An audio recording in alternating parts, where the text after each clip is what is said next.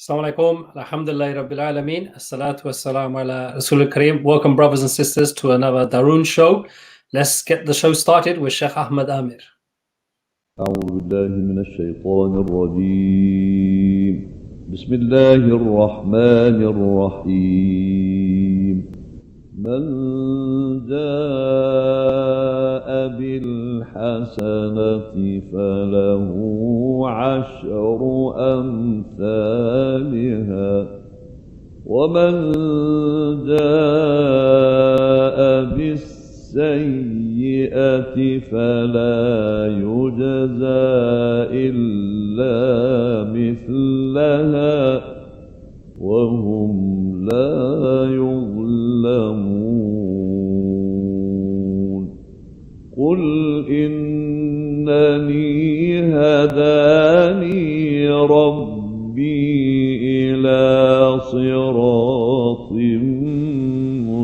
مستقيم دينا قيما ملة إبراهيم حنيفا وما كان من المشركين.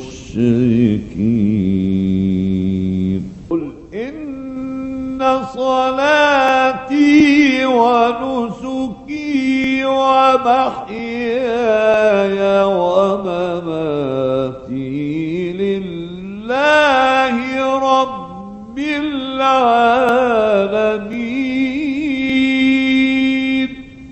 لا شريك له وبذلك أمرت وأنا أول المسلمين. قل إن صلاتي ونسكي ومحياي ومماتي لله رب العالمين لا شريك له وبذلك أمرت وأنا أول المسلمين. قل أغير الله أبغي ربا وهو رب كل شيء ولا تكسب كل نفس إلا عليها ولا تزر وازرة وزر أخرى ثم إلى ربكم مرجعكم فينبئكم بما كنتم فيه تختلفون. وهو الذي جعلكم خلائف الأرض ورفع بعضكم فوق بعض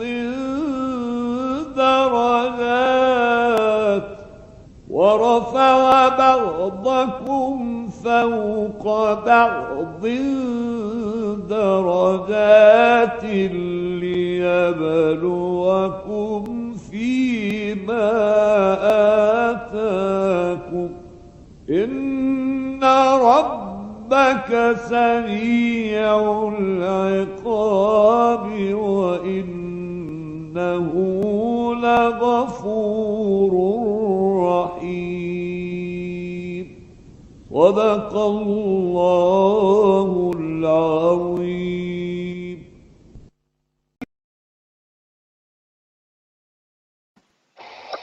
Assalamu alaikum, brothers and sisters. Welcome to EasyTalk, another Darun show. I'm Captain Caveman. Assalamu alaikum wa rahmatullahi wa barakatuhu. I am Muhammad Abul Kalam.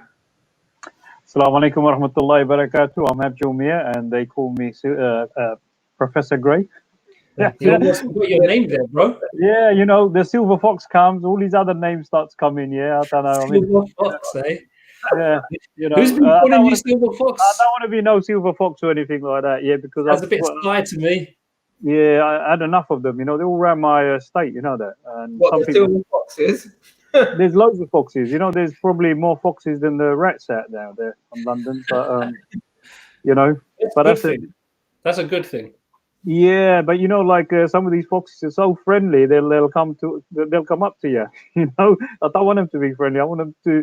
I don't know if they lived in the countryside, it would have been better. You know, they love the city. They love Tower Hamlets for some reason. Yeah, and you It's not know, just Tower Hamlets, bro. All over. yeah, yeah. You know, I sure. think it's another phenomena that we'll have to live with now. Well, Alhamdulillah. a new the new phenomenon called foxes. Anyway, listen. Just I'm sure there's lots of things to talk about, but before we get into things, Kalam, do you want to just let people know? Yeah, of course I do. Guys, you're watching EasyTalk. Obviously you can share the link. Share the link so other people in your contact list are also watching.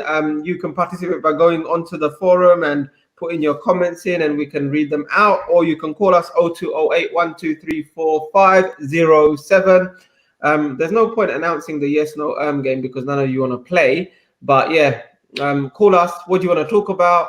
What's been bothering you? What have you been doing this whole week? Let's have a conversation. Let's make it Daroon, inshallah.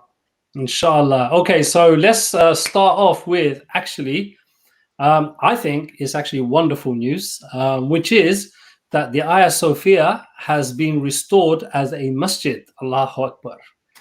Some of you may seen the news. As you know, Constantinople used to be a Christian capital around 400 or 500 years ago.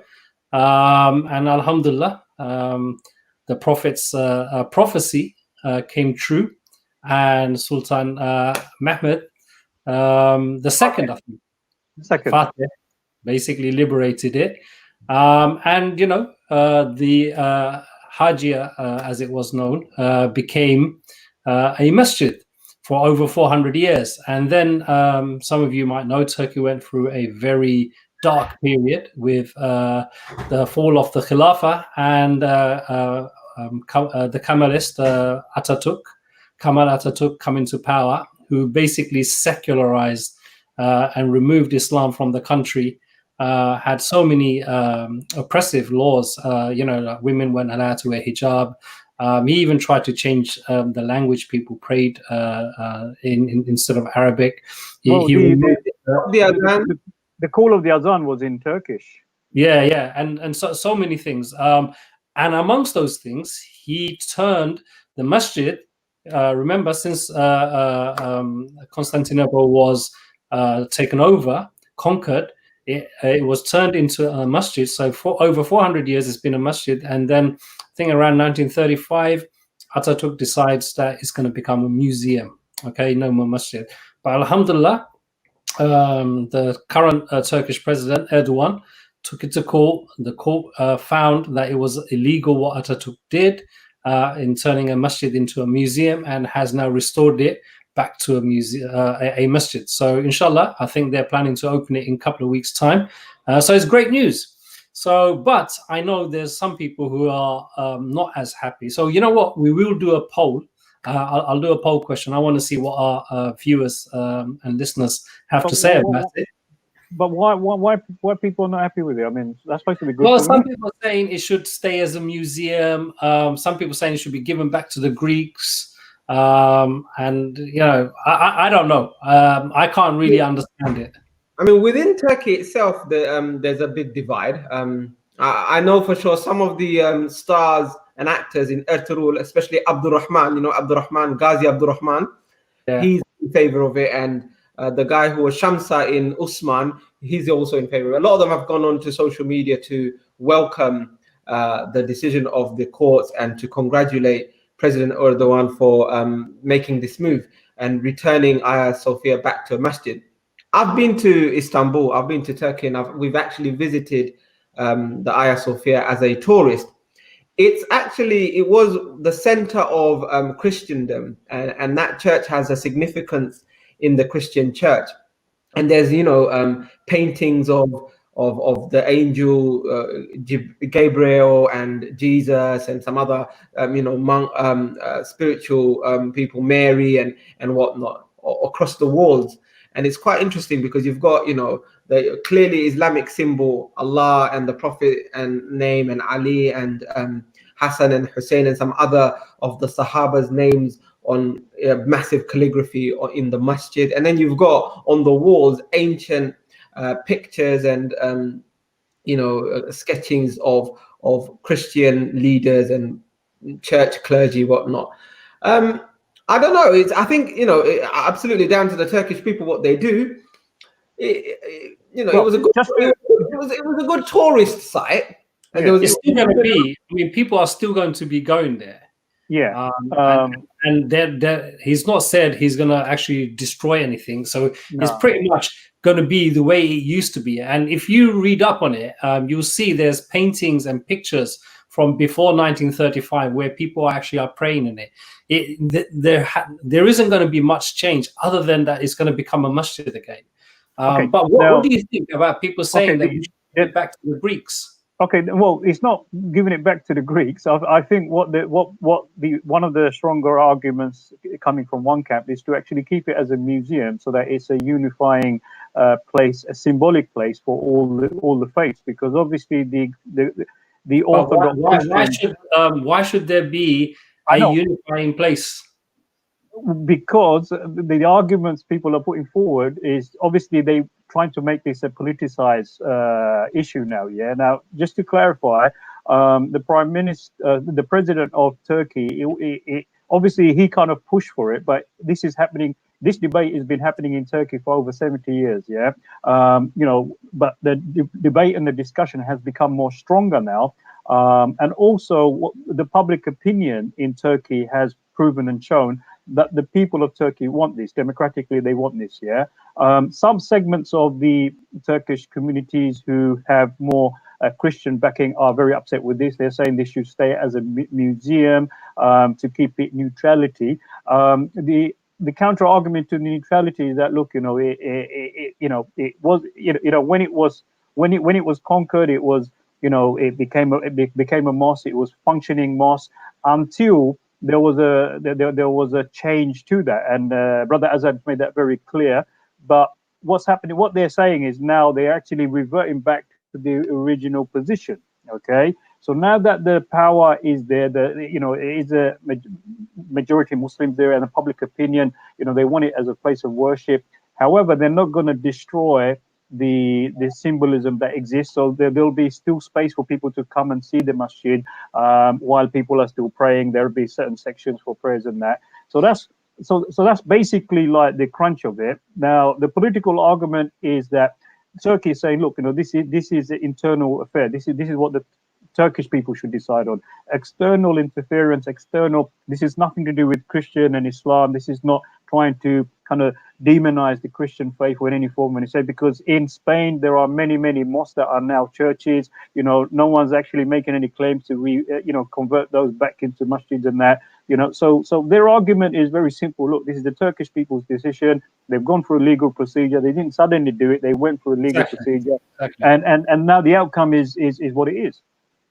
Yeah, no, exactly. And I think, look, there's a lot of people.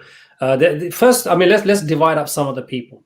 You have some Muslims who think it would be a nice gesture to actually keep it as a museum. Erdogan had the power to actually turn it back into the masjid. It'd be a nice gesture just to keep it as it is. It's a symbolic thing, interfaith thing, blah, blah, blah, that kind of stuff. Then you got another camp of mainly leftists and people who are saying, oh, Erdogan is just doing it. It's a political cheap trick, symbolic. He's just trying to stay in power, this, that, and the other. And then you have actually, and we'll see in our poll, the vast majority of Muslims who are actually happy that it's gone back to a masjid, because it was stripped of that function by an extremist, Ataturk, right? It was that's all it is, and people are just happy. And no one's. I remember when I was there, I could see exactly what Kalam was saying. You know, you see the Islamic calligraphy and everything else, and then you see the Christian heritage and everything else, and you knew it was a masjid. And I was speaking to one of the guys there, and he's saying, yeah, it used to be a masjid, but you know, Ataturk did that. You know what? I actually felt sad. But the point about, you know, tourists going there and everything else, that's not going to be a problem. Tourists are going to the mosques in Istanbul or anyway, and it's not a problem. So I don't think tourism is the issue. So let's see. You know, the poll is out there, brothers and sisters. It's a 1500-year-old building, actually. Well, you know, just to highlight also, I mean, you know, I looked at a debate and a documentary, and one of the representatives from on the show made some points, and those points were that, look, you know, even in Greece, where you know, it's so difficult for the Muslims to be able to get permission and so forth. So when the debate was about, look, you know, balance, you know, what the Turkish viewpoint is that, look, there is, you know, it's not a discussion about balance. You know, it's about what it was and how it was. That's taking it back to that system, you know, that position itself. Now, when we talk about balance, there's the political arguments coming in, because obviously, you know, Greece, like they have a, you know, they want to have a perspective on this, and the Turkish people say, no, sorry, you don't have a perspective on this, because this is within the Turkish borders. Whatever happens in this area, you know, the Turkish government, the Turkish people, with their public opinion, they will come to that own conclusion. Now, whatever happens in Greece, and how the Turkish people, how they feel that they're being victimized over there, that's another debate, another issue. So I think, you know, when the argument is about balancing it out, it's not about balance. It's about, you know, taking it back to what it was in the original state, and that's where the argument should. But how far do you take it back? Because before it was a mosque, it was a cathedral. That's fine. So let's say Spain. Yeah, Spain but look, Kalam, I was going to say, if it is now like a situation in Spain where actually the rule is non-Muslim, then it doesn't make sense. Like in Turkey, the majority is Muslim. It makes sense. I think, look, this is a rabbit hole. People are creating unnecessary argument just for the sake of it. And you know, like what really kind of bugs me. And inshallah, we'll tell you the poll. Well, Azad, you've probably not heard the other extremist point of view, which is this is giving fuel to the Muslim extremists. They're saying that now this is the jihadi thinking, you know, that this government is pushing forward. Well, wait, say that again. Sorry. This is the jihadi type of kind of like move forward. So now what people are doing is they're politicizing this in trying to make this like a very small kind of a move into some kind of a politicized, and they're trying to now label the whole move as like kind of like falling into the jihadi type of thinking. I beg to differ. I think it's a small move. I think it's a significant, actually a monumental move by Erdogan. I think what he's doing is he's reclaiming Turkish people's history and heritage. And I think we should be quite frank about this, that this is actually the underlying battle is a battle between secularism and between religious. Well, listen, the funny thing is, Kalam, the funny thing is, even the secular camps, they said, you know, someone posed this question in a secular interview on Al Jazeera. He turned around and says, look, you know, even secular Muslims, they agree for it to be a masjid. They're saying it doesn't. No, that's the point. Internally within Turkey, you've got the extreme secularists who won't be pleased with anything that even smells of Islam or Islamic, and they're against it. You've got Christian population, a significant Christian population in Turkey. They say around 100,000, maybe 200,000 Turkish Christians. They're saying, look, you know, it doesn't, whether it's a museum or a mosque or a church, it doesn't matter. What we want is our rights. What we want is to be able to express our religious freedoms, and we're able to do so. Right, so they've not got a problem. No. The Muslims want this mosque to be reverted back to a mosque. They actually congregate at Fajr once a year. There's about 1 million people that pray outside Hagia Sophia at Fajr every year as a protest to get the mosque back again. Exactly. And exactly.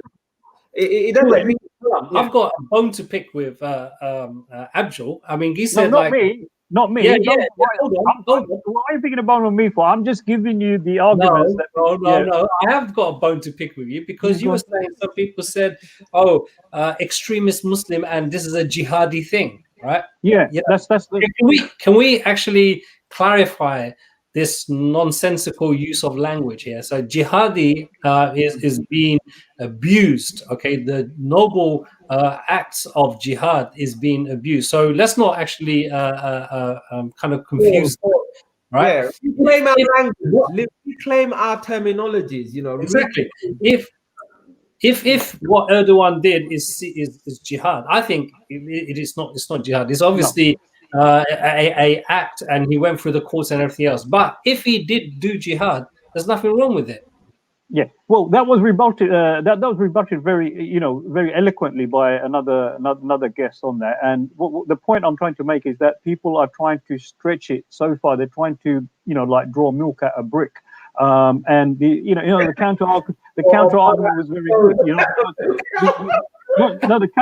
The counter argument was very good. Yeah, you like that one? Yeah, you like that one? Yeah. You love that one, yeah. All right. So the content was good. So what I'm saying is basically, some people will do their best to stretch it as much, make it look. And also bear in mind, if you look at track record of the current government, they have opened up churches, they have openpened up synagogues. So all that discussion has to be there. They it's not like this. PPE. Don't forget, they provided us with PPE. Even the UK. Yeah, the Uthmani Khilafah has a history of supporting Europe. When in the Dark Ages, when there was floods, when there was famine, they did that. Look, the thing is, your point about external interference, the foreign secretary or whatever, state secretary of foreign affairs, whatever his name is, Mark Pompeo, America, he said clearly, look, keep it as a museum because we want you guys to show that you are a neutral country. You don't oppress religion or you're not against any faith, and that's the point. That it's not about showing anything. The Turkish nation is actually still pretty much a secular. Why do they have to show anything? I mean, this is the thing. The expectation of Muslim countries. Oh, you need to do better. You need to show that you're good. This dichotomy, good Muslim, bad Muslim, we need to stop falling into. Listen, I got to read this message out, right? Umara is saying, I'm just eating my creamy Greek yogurt, so delicious from the lid. It's not Yeah. from the Hagia Sophia have my Greek yogurt. Yes. I mean, Faith is saying as well, why are external people getting involved? So it's true. And you know what? Alhamdulillah, all our viewers, 100% of them have voted that yes, it should be reconverted back to a masjid. Allahu Akbar. So that's really, really good. Okay, so in honor of this momentous achievement, let's have a nasheed, and it's a very apt nasheed. It's the one that you do which way, Kalam? Right to left, not left to right. So right to left. Right, on your screen now.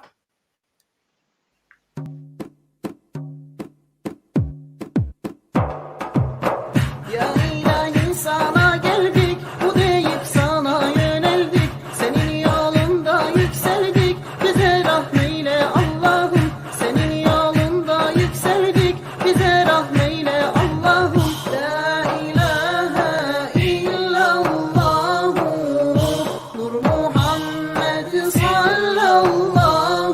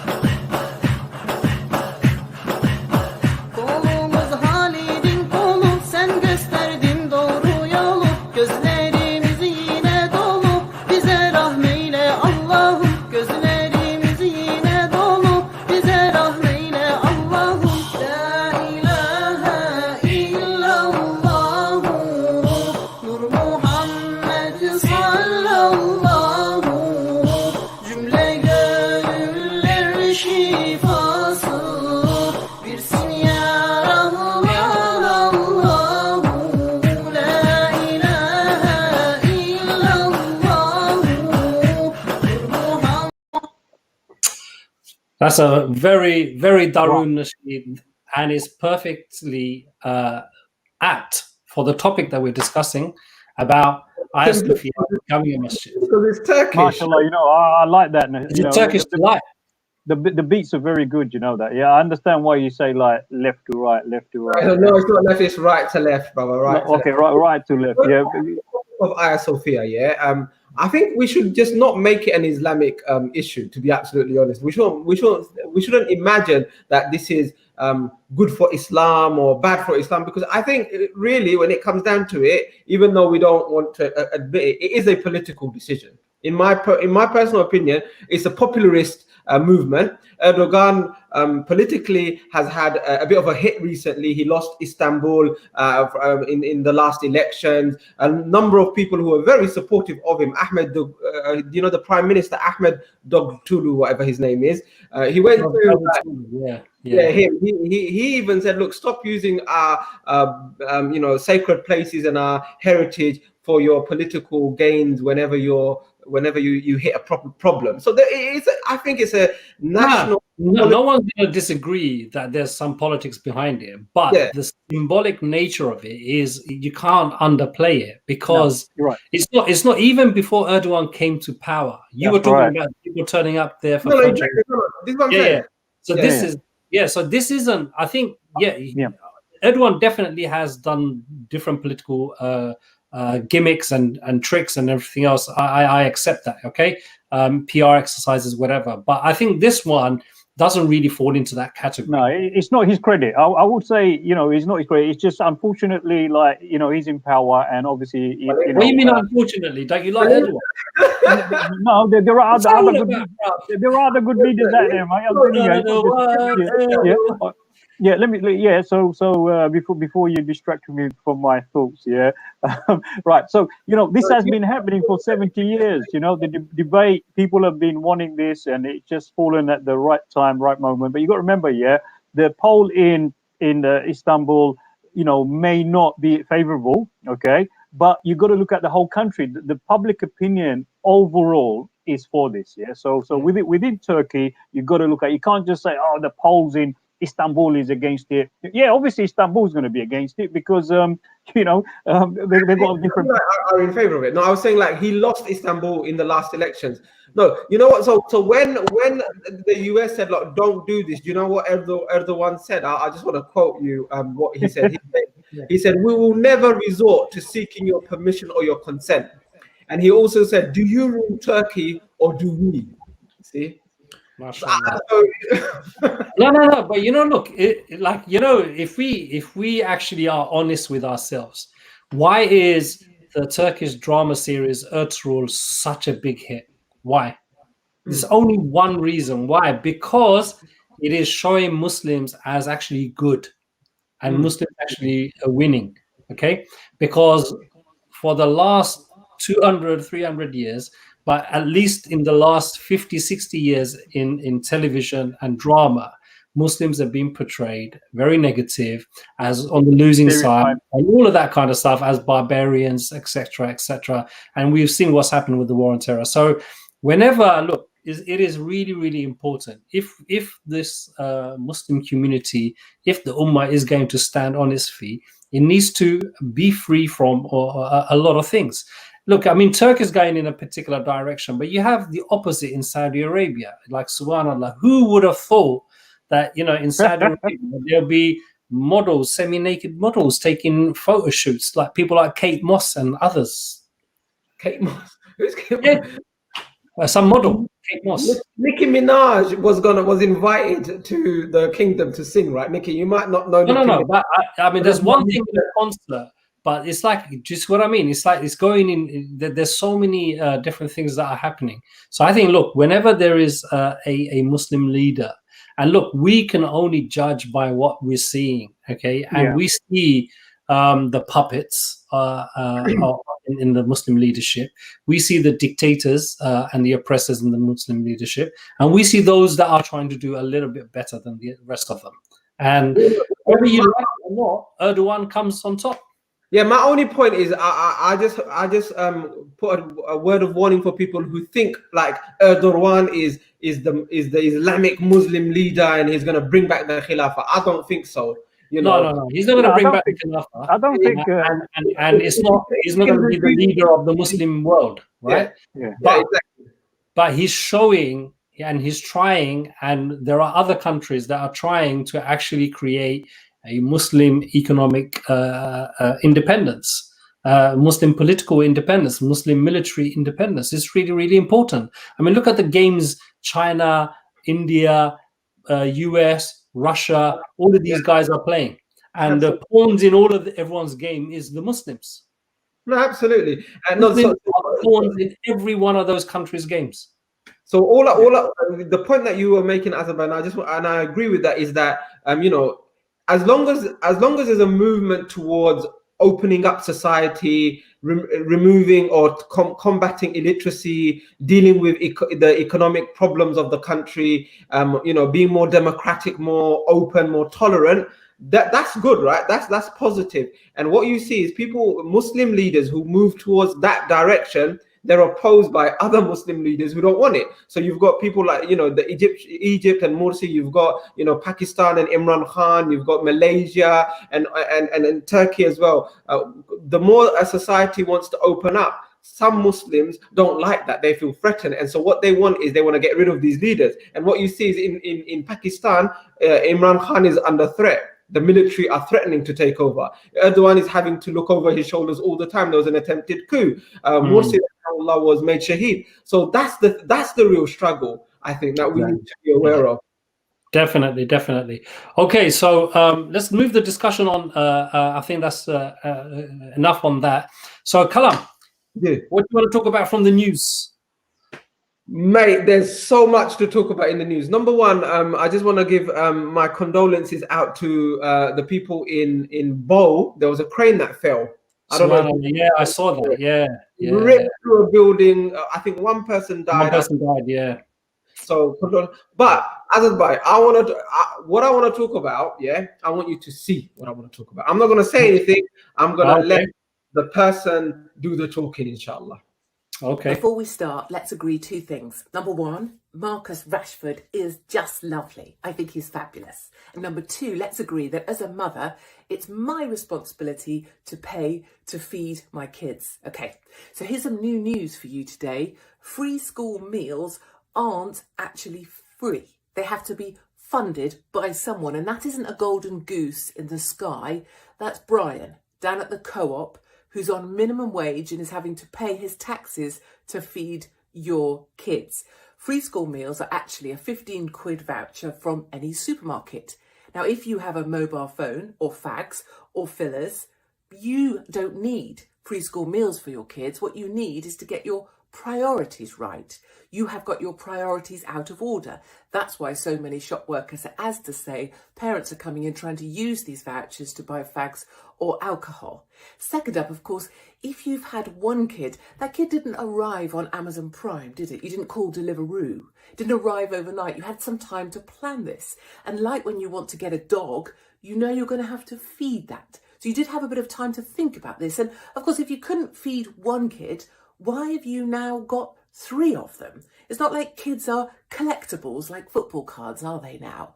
You know, in Tower Hamlets, 38% of kids are on free school meals. How long does it take the people of Tower Hamlets to learn they can't afford to feed their kids? Or is it simply that because someone else is paying for your home, for your welfare, for your food, for your bills, you can have whatever you like?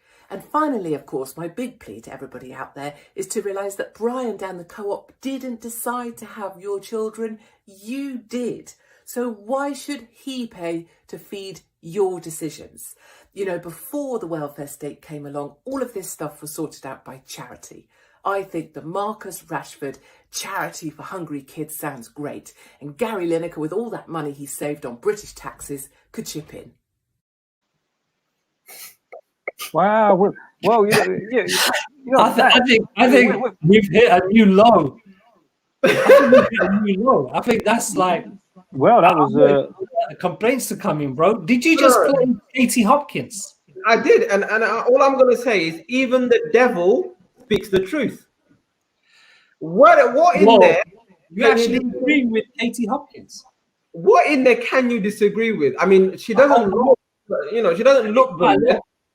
Shall I disagree with it? Listen. Okay, Before you first guys of all, go, hold on. Okay, first of all, what's happened to you is you were very gullible and you've fallen into the trap.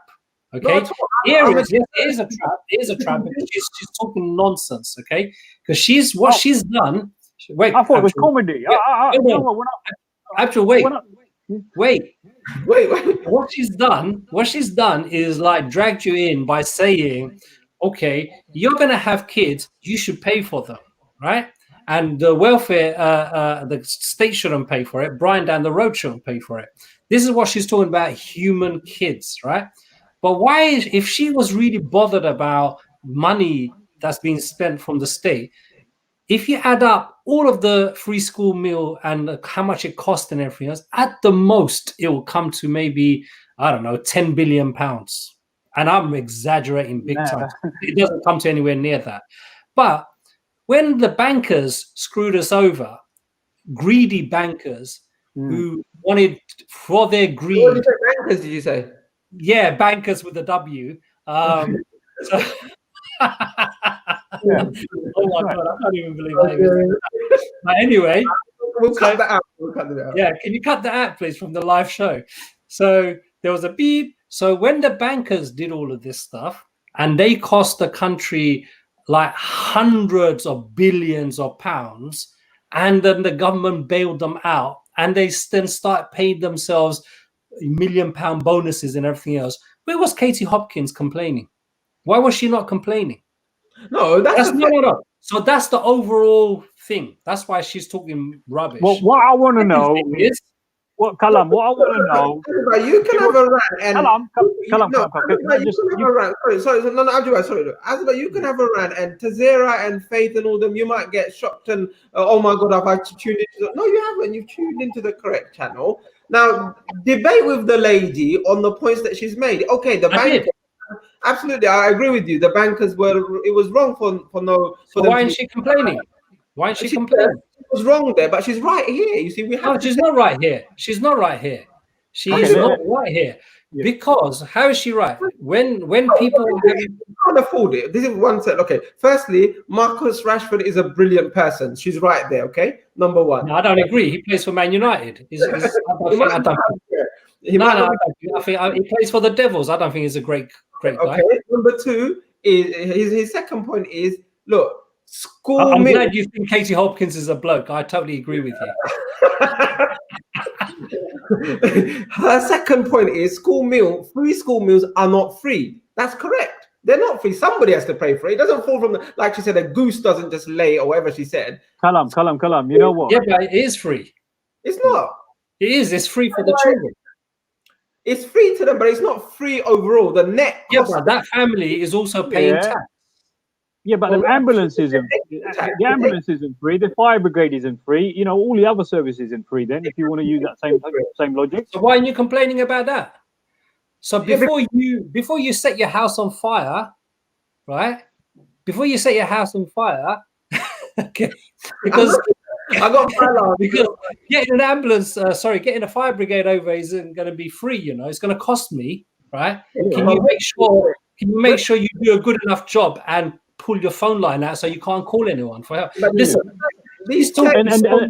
and does it mean that the fire brigade and the ambulances are just only going to be coming to the working class areas and that? Yeah. Why did she mention Tower Hamlet? But why couldn't she mention some of the other boroughs and that? Yeah.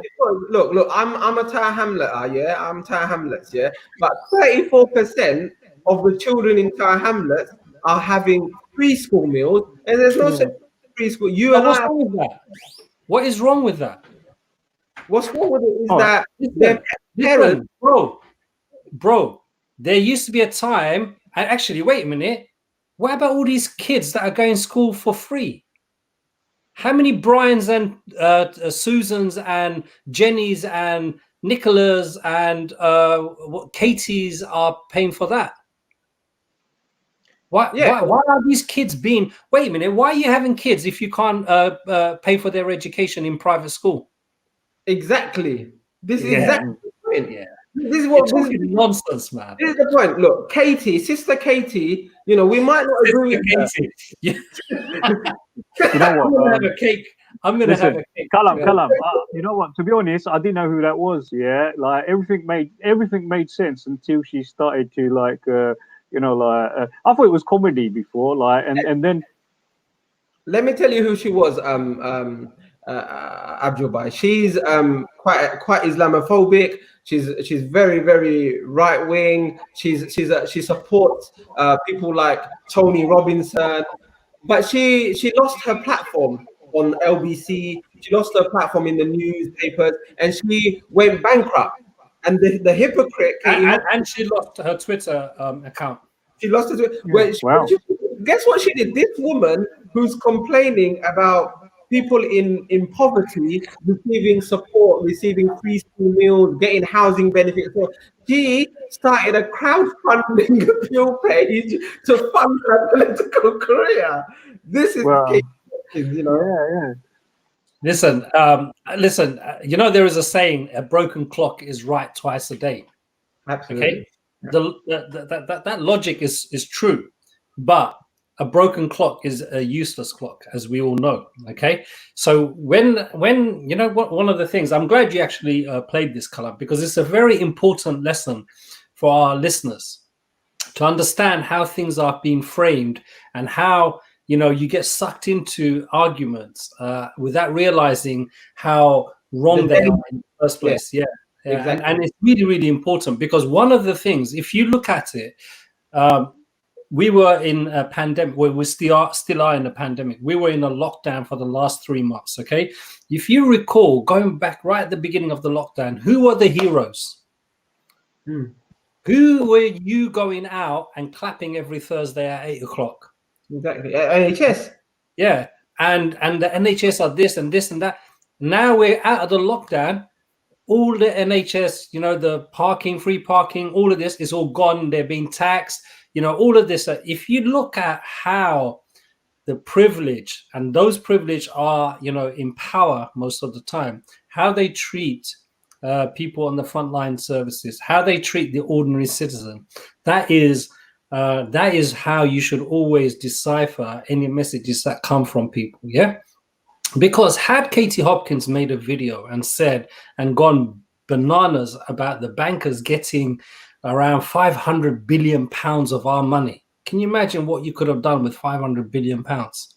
Can you imagine that? And these people, the reason they ended up in this mess is because of their greed. Okay, Yeah. they were basically operating. Yeah, they were giving mortgages to anyone, like just pretend you're employed. That's, you know, that's what they say. There used to be mortgage agents. They said, "Don't worry about it. I'll definitely get you a mortgage." The guy is unemployed, but he's still got a mortgage. Yeah. This is the level of greed these people had, and of course, it's going to come tumbling down. But then, who bailed it out? We bailed it out with our So, money. You know, it's go to the text messages. We've got some nice text messages here. So Faith is saying about your comment about the bankers. Why am I hearing right? And she's also saying Katie Hopkins is wrong, laughing my A off.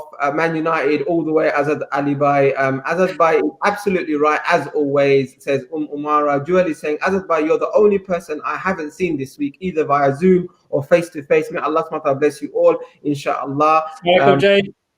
And may Allah bless the three Darun brothers. Now, Jenny is saying, and this is an interesting point as well. All points made are interesting, of course. It's not 34% of children in Tower Hamlets having free school meals.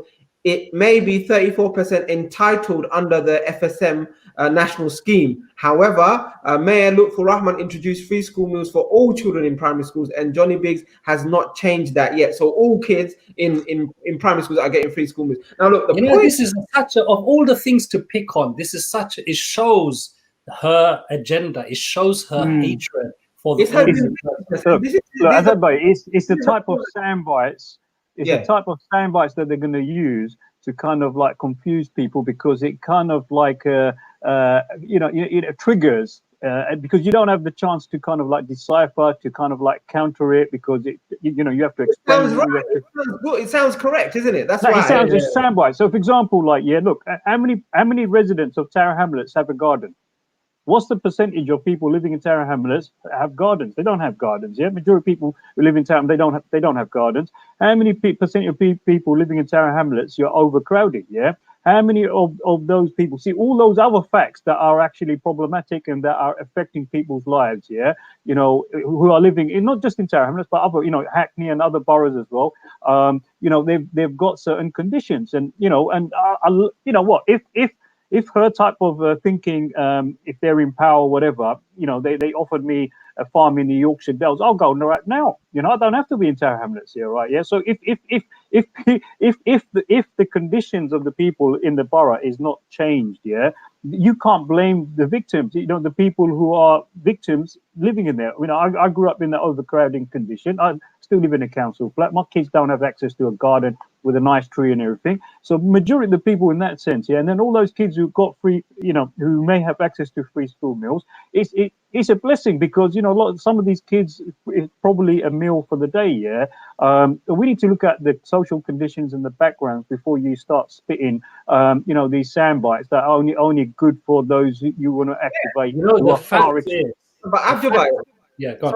what I want to say is, like, we have to be really on it, because what people like her, and there are a number of people that do it. Nigel, what's his name? Farage is an example. Yeah.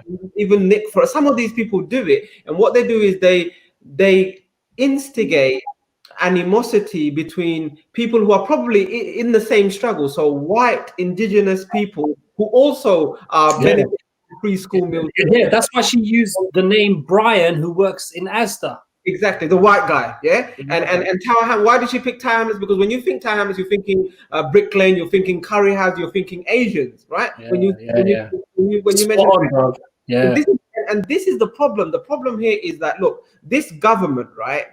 It took begging and pleading, and campaigning by footballers and everybody for them to agree to continue the provision of providing meals to kids who are not back at school yet. Yeah, underprivileged, but it doesn't take them anything to give people who can afford to go out and eat outside to get 50% off their bloody meals. You know what I mean? Oh my God! You know what I'm saying? There's a golden goose for that, Katie. Exactly. So what and it might seem trivial, but what they're doing, there's war classes here happening. There's cultural wars happening.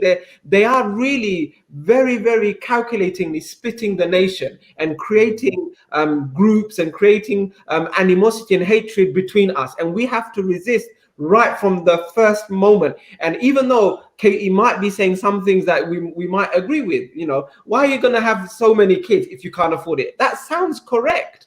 That sounds kind of logical. Like, what we should, if you're in poverty, maybe you shouldn't have more than one kid. Sounds kind of correct.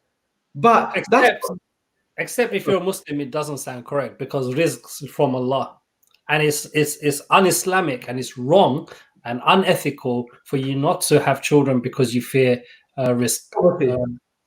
So listen, since we're talking about people that we agree with and things like that, I'm going to play you a video of someone else who's actually talks a lot of sense. Would we be better off, as an example, in Iraq? What are we doing? What are we doing? The migration was caused by Iraq, by Libya, by this. We want to give people freedom? We're not going to have our own freedom pretty soon if we keep doing this. We're not going to have our own freedom. They don't want freedom. It's like I saw somebody, I won't even say because it's embarrassing. We want it where the women over there don't have to wear the you-know-what. And then I said, oh, well, that makes sense. That's nice. Then I saw women interviewed. They said, we want to wear them. We've worn them for 1,000 years. Why would anybody tell us not to? They want to. What the hell are we getting involved for? In fact, it's easier. You don't have to put up makeup. Look how beautiful everyone looks. Wouldn't it be easier? Wow. Right? Wouldn't that be easy? I'll tell you, if I was a woman, I don't want to. Wow. I'm ready, darling. Let's go. It's true.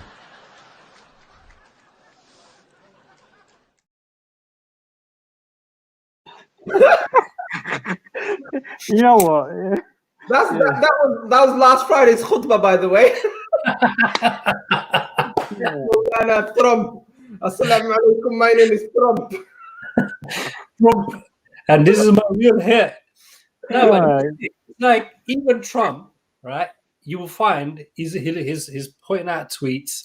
He's putting out sometimes sound bites like this, and he makes a lot of sense. Like, you know, how many times have we actually said, "Oh, you know what? Regardless of what you think of Trump, at least he tells you as it is." Like he's saying, "I don't want to go and invade this Muslim country. Why? There's no money. There's no oil. There's no point. It's not worth it for me. Right? I don't want to be there." You know, so it's kind of quite refreshing. So this is another, I think Katie Hopkins types is one, but this is another type as well, where, you know, your worst anxieties, your worst fears, your worst kind of injustices is then kind of spoken by the one that is creating that injustice in a way, in a benevolent way. So then you feel, oh yeah, at least look, Trump, at least he's not as bad as Obama. Obama is a liar. He killed more Muslims with drones than anyone else. You know, at least Obama hasn't killed that many, Trump hasn't killed that many, and at least Trump doesn't want to go and war with all the Muslim countries like, you know, Obama did and what's his name, Bush did. Do you see? So it's the same kind of thing, and we got to be careful. Okay, yes. Trump might say something that makes sense and everything else, but you got to look at it in the context of things, okay? You know, in the overall context of things. The fact of the matter is, just when we were talking about Hagia Sophia and everything else, interference, you know, why is it?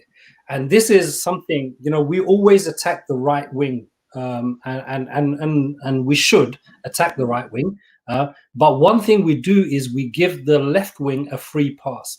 The liberal complicity in the destruction of Muslim countries is really, really bad. Okay, and they don't come and destroy you with bombs. They come and destroy you with ideologies. Okay, with things like LGBTQ and all of that kind of stuff. Okay, so we got to understand that as Muslims, we have our own way of life. We have our own approach, and that should be paramount. We shouldn't be looking towards neoconservatives or kind of socialists or extreme left or extreme right, whatever it is. We need to be focused on, and our own religion will inform our social norms, and that's how it should be. If we can come back to that, that will make us stronger people. وَكَذَلِكَ جَعَلْنَاكُمْ أُمَّةً وَسَطًا لِتَكُونُوا شُهَدَاءَ عَلَى النَّاسِ. Allah says, we made you a justly balanced middle nation so that you may become witnesses unto mankind. So the truth is usually in the middle somewhere, and that's the direction that Allah tells us to move towards. Okay, in the spirit of like taking, you know, saying the truth, right? Like Katie Hopkins, what's his name, Donald Trump, right?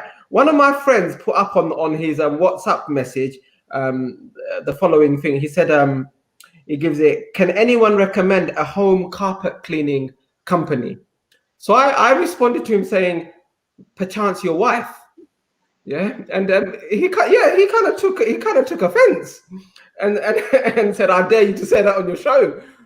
You know, was that wrong of me? Like, he's looking for a carpet cleaning company, like a home carpet. And I said, why don't you ask your wife? Is that wrong? No. Why would that be wrong? Exactly. Yeah. Thanks. Well, what do you think? Why are you sweating, Kalam? I'm not sweating. There's an extra shine in your bro. I'm just feeling reassured that you've got my back on this one. What about you, 100%, bro. Yeah, like, you know, that's like, come on. It's like, you know, do you know a good restaurant? Yeah. Allah judge. Listen, Kalam. Allah judges people by their intention. What did you intend? No. I'm like, you know, the intent. I just want to ask my dear viewers out there as well. You know, did the Mac say anything wrong? No, I don't think Mac said anything wrong at all there. And I think before this denigrates into something very problematic, okay, let's actually play another nasheed. Let's have another short nasheed break on your screens.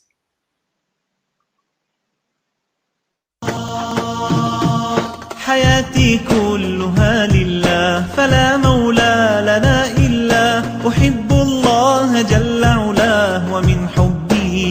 أخشى حياتي كلها لله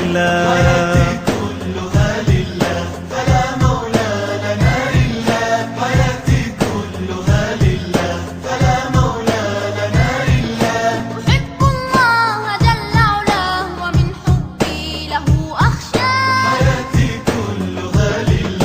أصون النفس أحميها بنور الله أهديها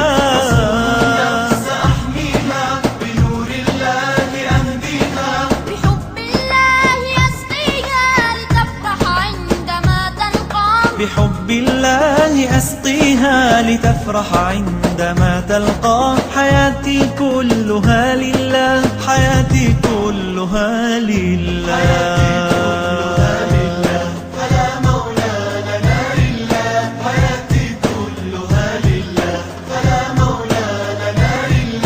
أحب الله جل علاه ومن حبي له أخشى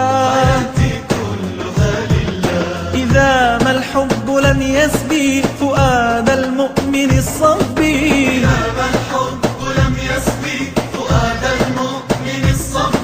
فوا أسفا على القلب لأن الزيف قد غشاه فوا أسفا على القلب لأن الزيف قد غشاه حياتي كلها لله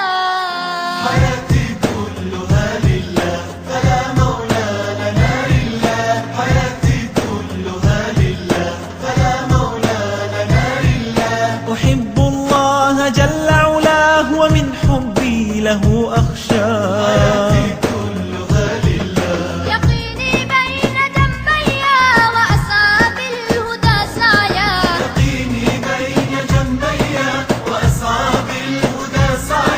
كفاني أنني أحيا وأمضي في سبيل الله كفاني أنني أحيا وأمضي في سبيل الله حياتي كلها لله حياتي كلها لله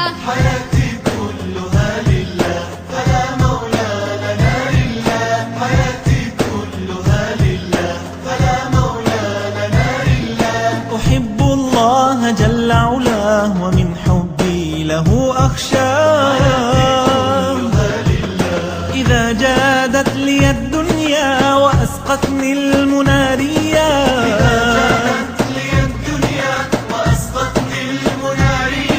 ستبقى بين كفي ويبقى خافقي لله ستبقى Oh, nearly got caught out there. Okay, so welcome back, brothers and sisters. Hopefully you enjoyed that, Nasheed. Thought we'll give Kalam a little bit of break because he had to, go and I don't know what he had to do, but he seems okay now. That I have to put my. Let's refer back to the what's the text messages. Joel is saying we campaigned for Kate Hopkins to lose her LBC slot. Alhamdulillah. So that was some good campaigning there. Karen Elliott is saying her Twitter account has been removed for violating a hateful conduct policy. And that's the thing. When barking dogs bark too often, the neighbors will go to kill it. That's a bit like brick and milk, isn't it? Yeah. Not so bad. I'll give you more. Go, you give us one, Abdul. What would you know? No, I've given one for this week. I'll give you one for next week. Yeah, when the potatoes be made into wedges. Momia is saying, yeah, Allah didn't say don't have kids if you can't feed them. Allah gives risk, and Omar Mufti saying wow lol about the There's a long message from Jenny there. Well, yeah, there's a good one from Jenny. Oh, I The can't trouble see with it. children is that they last a long time. When people say don't have them if you can't afford them, they mean poor people should not have children. But especially in these times, you can have children that you can afford, and then you lose your job and you end up not being able to afford them any longer. What happens when you suddenly become a non-affording parent? You have to carry on. You can't, take put the children back where they came from, can you? Well, I think Katie Hopkins would advocate killing them. Katie Hopkins, At that, Subhanallah. I mean, God. you know. Mm. But this is and I think in a long kind of way, Jenny is talking about rizq, isn't it? Allah. This is the whole Yeah, concept yeah. that Allah is the one who will provide, and as long as you have a plan, Mm. have children, man. Well, Yeah. well, think of it this way. I mean, like not from humanitarian perspective. I mean, we work with provide aid to like developing countries and that, yeah, and poverty is rife. But let's say in the UK, in America, you're middle class, you're well off, you got your car, you got your house, you got your garden. Whatever happened, like you lost your job, you lost your mortgage, your house is taken away. You got two children. So what happens? I mean, your circumstances can change. You fall into a difficult situation now. Yeah. Does that mean now the social services should take your But kids away? Abdullah, look at it this way, yeah. How many poor parents who benefited from housing support, benefited from school meals, benefited from free this and that? How many of them then had children who went on to get degrees, who went on to Yeah, be that's right. became multi-million? Look at all the billionaires Taxpayers become they were taxpayers. all, many of them were, the billionaires, the very, very super rich. Many of them are privileged, and they've got it from the lap of privilege. But many of them also originate from very poor families who are hand to Yeah, mouth. many success stories. Yeah, Many that's success right. stories. And I think, look, this penalizing, and that's why I say, brothers and sisters, you got to look at how is the state treating its citizens. Is it treating all its citizens the same, or is there a bias? Okay, because you'll always see benefit fraud. You'll always see this fraud, that fraud, and it's always the tax man is chasing down the. And you're always going to see white collar crime as well. But then you see billion-dollar companies or billion-pound companies like Google. They don't even pay tax. They don't actually even pay tax. Okay, and other big companies, they don't even. Then you find out actually some of these politicians, they don't even pay tax, right? And then you find out these politicians actually earn around 70,000-80,000 pound a year, and then give themselves like 10%, 8% pay rise when they themselves vote that civil servants can't have a pay rise.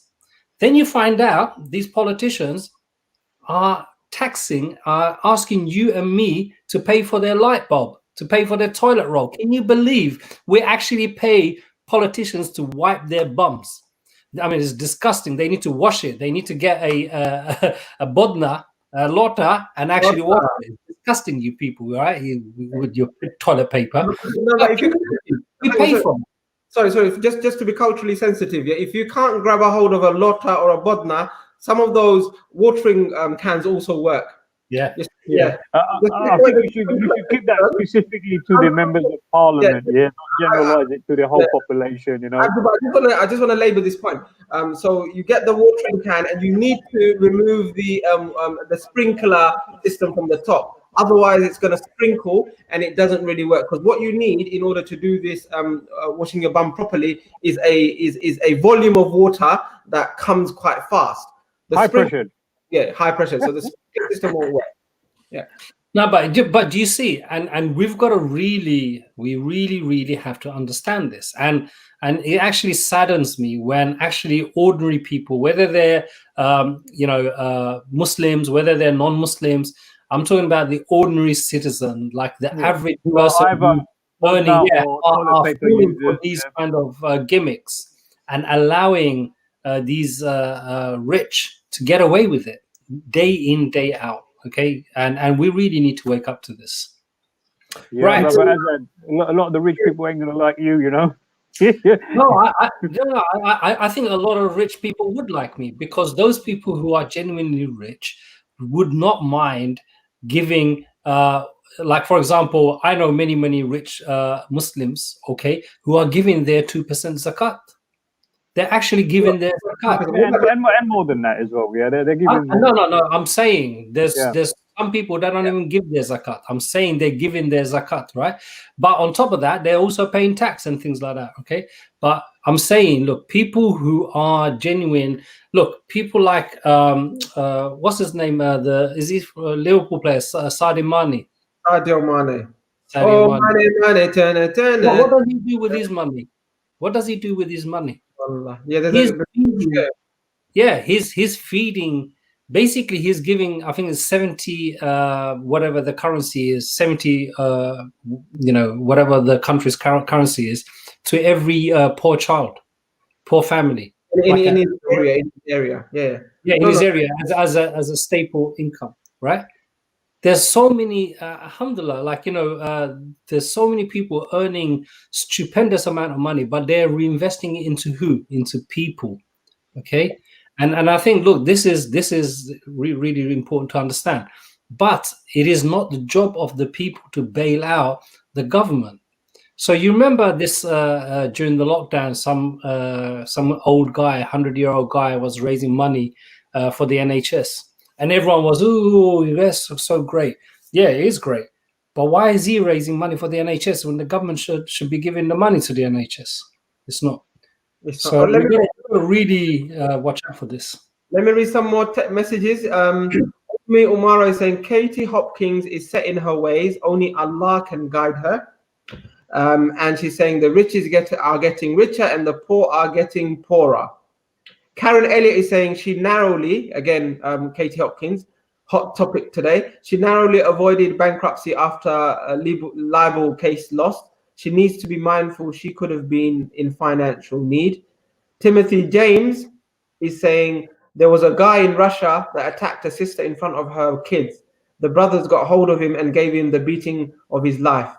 And then he says, may Allah bless them brothers, and we need to protect our sisters at all costs. Shall we discuss that a little bit, maybe? Ummi Umaro is saying Facebook brothers are getting angry. Captain Tom. Well, Boris said... That's the name of the old man, yeah. Yeah. No. Look, listen, I think, mashallah, the giving spirit of the ordinary Brit is fantastic. To raise, I think, over 100 million, I think, was raised eventually, is a huge achievement. But I go back to my same point, which is it shouldn't be done like that, and we should not let our government off that easy at all. So anyway, let's move the discussion on a little bit. I think what Timothy was mentioning about the attack on the sisters and in front of the park, it's disgusting. Cowards that do things. Brother Azad, I saw a clip that came to me, and there was a guy. I can't remember which country it was here, but literally there were kids, like the mother had a pram. This is the one. Yeah. You know what? That that boiled my blood. You know that because and can you imagine you being a child of that age and see your mum getting kind of like kicked around like that? Yeah. And he did it so casually. It was like there was no, basically, like disregard to anything. He didn't even care. He probably knew that he's being filmed and that. Yeah. But he was still willing to go out there and just do what he did. I'm yawning, by the way. Yeah, I can see that. Did you go out for a ride today? No, I'm going for a ride tomorrow. I think you need an early night, brother. Yeah, we need an early night. We do need an early night. I think. Look, listen. There's one more thing I do want to kind of bring up before we do. I mean, there's lots of different things that have been happening, but it's important to say, alhamdulillah, today is a Friday, and many masajids are open for Jummah today. And alhamdulillah, look, listen, I know many of you will remember I was for the mosque to be closed and all of that kind of stuff to stop the spread of the pandemic. And I think they should open as long as they've got sensible kind of precautions in place. So have either of you managed to get to the mosque? I mean, my mosque, Islamic Mosque, is going to be open from next week, but there's not going to be any Jummah. Listen, my masjid's always been open for me. My house is my mosque. Okay. Well, I'm coming to it. Give me stage by stage. Yeah. today, Okay. mashallah, like doing my rounds for my charity organization, Human Aid, yeah, right. I was doing all the recycling clothes banks across Tower Hamlets and that. And I had no intention of doing Jummah prayers, no intention at all. But mashallah, I was going down Duckett Street and I looked around and I see like loads of people on the grass area, okay? And my colleague goes, Abdul boy, what's happening there? I go, I think they're doing it. Like, yeah, they're doing the Jummah prayers.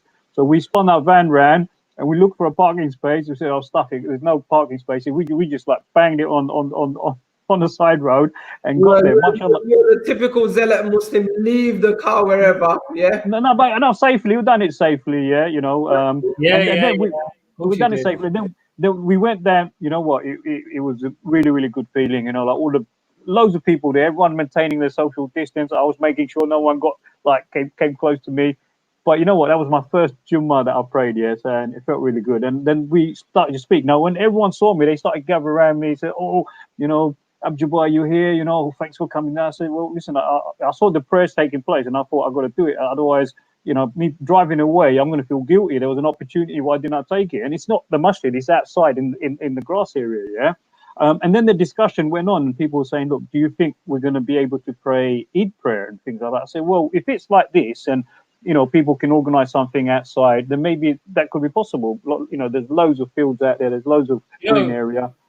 If people were really want to be like a lemon or a lemming, they could just do it anyway. Because if you saw the pictures of people going to the beach, if you saw the pictures of last Saturday in Leicester Square when the pubs were open, it is like free for all. There's no social distancing. There's nothing. Basically people doing whatever they want. But I think I hope Muslims we're a lot more sensible and we take those precautions. Well, and I think just to clarify, zealousness for Yeah. ritual ibadah is good, but it needs to be tempered with the reality and the context that we're in. So we can't invite greater harm. If by praying Eid Jama'ah, for example, in the park, Eid in the park, it's not going to be possible really to maintain social distancing. And when you did this Jummah, not everyone, you might have kept people away from you, but you definitely saw in front of you people who were shaking hands and people who were a lot closer than they should have been. And I see it every time I go out.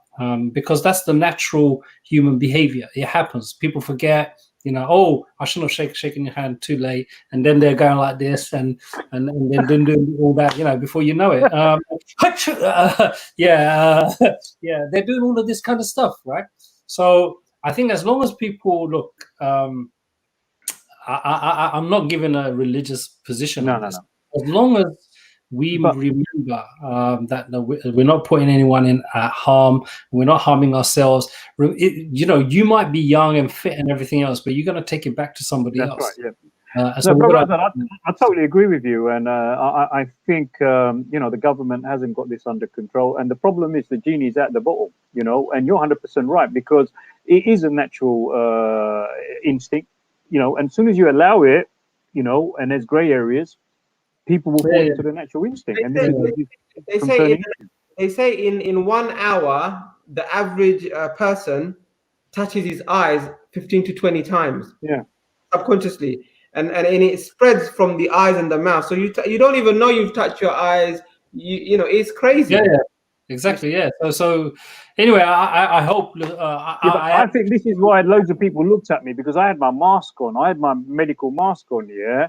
And I felt a little bit odd as well, because I kind of maintain a little bit of distance, and I'm thinking people make you feel, people make you feel uncomfortable. The same thing happens to me. I was going Tesco behind the mosque, right, and I see these brothers I haven't seen for a long time. Oh, assalamu alaikum. And this brother is coming to hug me. I can tell. I was like, bro, stay there. He's like, oh, come on, you're not going to be like that. At least shake my hand. I go, no, stay there. And then you're guilty. There's a new shaking hands amongst the brothers. It's like, Assalamu alaikum, bro. And then they give you your... yeah, I don't mind that one. I mean, I'll do that one. I'll do that one. Yeah, I'll do that one. Yeah, but the problem is I rub my nose with my elbow, innit? Yeah. Assalamu alaikum, bro. You've probably got jointed shoulders, mate. If you can touch your nose with your elbows, you know, you should be in the Guinness Book of Records. This is a challenge. Can you touch your nose with your elbow? You can't. You can't. You can't unless I think I mean there's quite a few messages coming in saying people also having similar experiences, and I think it's really important that we try to maintain some discipline in all this. I'm telling you, it's going to be hard. I'm telling you, the genie's at the bottle. The genie's at the bottle. I'm telling you. It is somewhat. You know, It is somewhat. genie's Let's at the just bottle. hope it doesn't get worse. Okay, so brothers and sisters, I think we've come to naturally a good point, and if there's anything else you guys want to bring up? I want to bring up my favorite topic here. Guess what? Like all those who are health conscious brothers and sisters out there, yeah. Don't know what your opinion is, but I can't wait for the gym. I can't wait for the gyms to open up. On the 25th, the gyms are going to open up. Okay, there's still going to be restrictions. There's still going to be like some gyms are going to be like appointment based. That's lovely, fantastic. I love swimming as well. Yeah, the swimming pools are going to open up as well. Yeah, so I don't know how they're going to manage that, but I don't know what the science is behind the swimming pools as well. But that's going to open up. I'm just sticking to cycling. I'm just going to stick to cycling. Yeah. I've actually picked up this cycling, hobby. Yeah, that's good. That's good. Nice, isn't it? It's actually really nice. I mean, but we're going to have a debate. Maybe next week we're going to have the debate between road cyclists and mountain bikers. Yeah, I think I'm up for a debate for that one. Let's do that debate. Timothy, these cowards don't attack brothers; they attack vulnerable sisters. Hence why I said protect the sisters.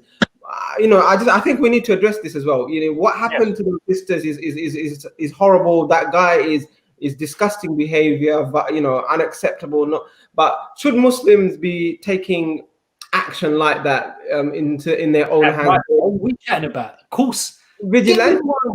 You know what I'm saying? And what's wrong with that, bruv? Mate, it's against the law. Number one, number two, they'll get nicked and they won't be able to say that.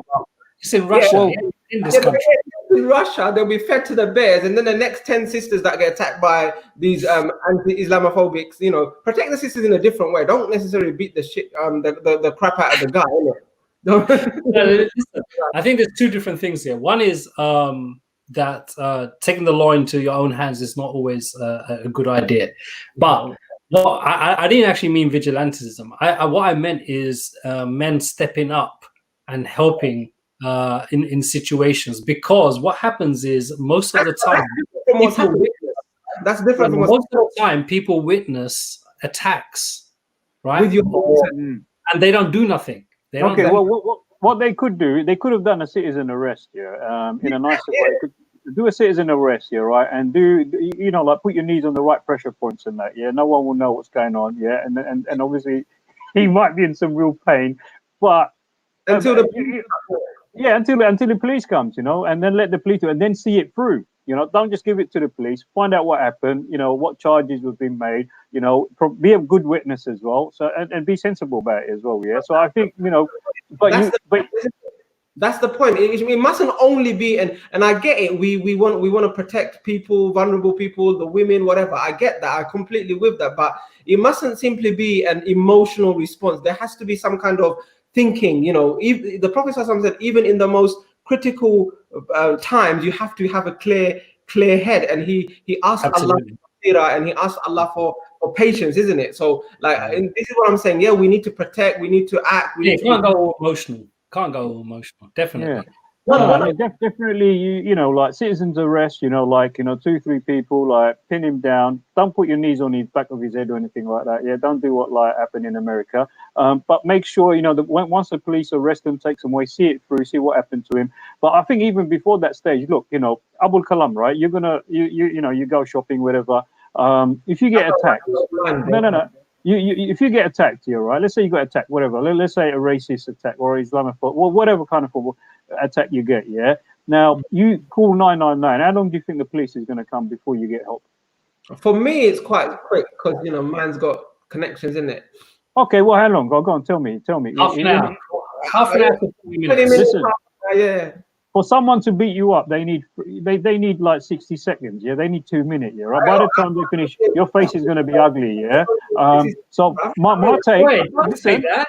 Listen. My take is you are responsible for yourself until the law comes and provides aid and support. Yeah, right. So whatever you need to do for self-defense, you got to do it. You have to have that because you can't wait there to make the phone call. By the time the police come, your face is already battered. Yeah, right. You got to look after yourself. There's no shame in self-defense. You know, you got to look up. You got to put yourself physically. If it's a physical threat, you know that you're in danger. You know, and potentially people might have knife as well. So therefore, you got to look after yourself. You know, like if something happens to you, you get killed or you get stabbed, the police is gonna know, yeah, he's died. Yeah, and they're gonna try and look for the. That's it. You're dead. We're gonna come to your janazah prayer. We're gonna all cry, and then they'll be. Well, we might not because of the lockdown, but yeah, I get your point. Yeah. So no, but you're not getting my point here, right? Why are you not going doing training? Yeah, because you know they're always gonna pick on the weak and the vulnerable. You know that. Now that's very good. And Jenny Fish is saying, why don't the men raise money for self-defense classes for the sisters? Yes. Look, very good idea. Yeah. Very good idea. And we can go one better and say there are many organizations and institutions that are offering self-defense classes for sisters. So we should take them up after COVID. Look, I think there's two really important principles here. One is we have to move away from the bystander syndrome that we're in. Yeah. What do I mean by that? I mean watching things. Unfortunately, as Yahya mentioned on the text, people get their phone out and start filming, and the voyeurism, because they're filming, I'm going to put this on social media and it's going to go viral, right? You know, all of this nonsense. Okay, so we've got to. So this is the first thing. We've got to move away from that. How you move away from that, in what capacity and everything else, there's a bigger discussion. I'm not going to go into it. The second thing is what Abdul was saying, that we also need to be in a position to know how to handle when we're in these situations. Okay, it's not that we're going to be able to deal with every situation, but some training gives a lot of confidence. So self-defense classes for sisters and everything else, these are really important things. And I think more of that we can do. It's not just sisters, it's women in general. I think it'd be really good. So the more of that we can do, it'd be fantastic. So anyway, listen, I'm gonna stop there, and I think we are coming to an end of, it's nearly 12:30 actually. We should come to an end. So any guys who wants to go first to round up and give their final messages? Yeah, I'll round up by reading Nazbai. Nazbai gave a hashtag, remember Srebrenica, and I think we didn't talk about this, unfortunately. But that's because we're going to do it next Friday. All right, we'll do it next Friday. But basically, the time is from the 11th to the 22nd. Basically, cool. So we've still got time to talk about it. That's fine, and we'll deal with that issue: the massacre, the ethnic cleansing, what led to it. There's so many the lessons from it, and the lessons we take away from it. Is it exactly? Never. History is replete with lessons for us to learn, but we don't. Why? Because as I said, the bystander syndrome. It's not only when women are being attacked that we are bystanders. It's when a mosque is converted into a museum and then reverted into a mosque again, we seem to be bystanders. We're living life as bystanders, and Allah subhanahu wa ta'ala has not appointed Muslims to be bystanders in the dunya. We are witnesses unto mankind. We're khulafa, we're vicegerents of Allah. Those two descriptions are not bystanders. Those two descriptions are change makers, leaders, are influencers, and this is what we need to be. Muslims have for too long just watched the world go by. When are we going to wake up? When are we going to rise to the challenge and the needs of our times? I think if we personally as individuals don't take responsibility to say, you know what, there's so much happening around me that I can affect change. Small changes, little changes, but if every single one of us did this, then our communities and our neighborhoods, our societies would be so much better for it. And then you'd create a kind of a snowball effect, and you could really become quite significant, powerful change makers. But as long as we're bystanders and we let the dunya just go by and we get distracted, that is the downfall of us, and that will be a disservice to the world and to our responsibility as Allah has given us. So we ask Allah that He enables us to live and die and to actually be inna salati wa nusuki wa mahyaya wa mamati lillahi rabbil alamin, the Quranic verse that we always start our show with. Verily my living, my dying, my sacrifices, everything are for Allah subhanahu wa ta'ala. It's a high standard, but we need to start and we need to stop being bystanders, inshallah. Abdul? Yes, yes. Assalamu alaikum, jazakallah to everyone. You know, obviously today our discussions today were like very vast. I can't wait till the lockdown situation is sorted out and I can fly out to Turkey, and you probably know where I will go first to do my salah. Yeah, and also in the UK, you know, just you know, the last discussion that we had is really kind of like painful, because to see, you know, vulnerable females getting beaten up like that in front of the kids is not very comfortable, and obviously it's probably sends a lot of shockwaves and fear to people. A lot of sisters may get scared. The reality is some of that stuff is happening. You know, please, you know, do report it. I know in the UK it's been happening as well. You know, there's a lot of attacks, and you've got to be cautious about this kind of thing. And it's self-consciousness is very important, because the best prevention is for you to be careful, for you to look around, for you to observe what's surrounding. This particular sister didn't even know that he was behind, and you know, she's got her kids as well. But you don't know when these kind of elements will surprise you. Not just sisters, could happen to brothers as well. I don't shy away. Self-defense is good, but self-defense doesn't mean that you have to physically engage. It's about that awareness, about knowing someone's following you. It's about when you're walking, you know, you check the mirrors or the windows and you see someone following, and they follow you for a long time, then you know they're actually following you. You know, if you get on a bus, you know, you got to be careful. You don't go on top and sit on the back and you get trapped. You can't get so you know, prevention is better. So you've got to control and manage your situation, and then obviously you leave it, you know, to Allah subhanahu wa ta'ala to deal with that, yeah. And also, you know, if you do witness something, then, you know, I know there are some situations which are very risky situation, you know, loads of groups of people, there's gangs having a fight. You have to make that assessment. Don't get involved with something that you think you're going to put your own life in danger, yeah, because that's more important. Second thing is, if you do want to do something, don't create more problems by doing it as well, yeah. And if you think, you know, you can get help and support, then, you know, maybe with other people around you, try and do something, yeah. And the citizen arrest is totally legal in this country, as long as you don't exalt, like, you know, force that is unnecessary, yeah. Alhamdulillah, hopefully, you know, Bosnia is another passion of mine, so hopefully we'll get a chance to talk about that next week, inshallah, yeah. Yes, so alhamdulillah, you know, keep the discussion going, still stay healthy, you know, if you are cycle, you know, weigh up the situation with some of the other opportunities that are coming forward. I know the genie's at the bottle now, and a lot of people, it is difficult. Wherever I go, I also struggle. People will not maintain the social distancing and that.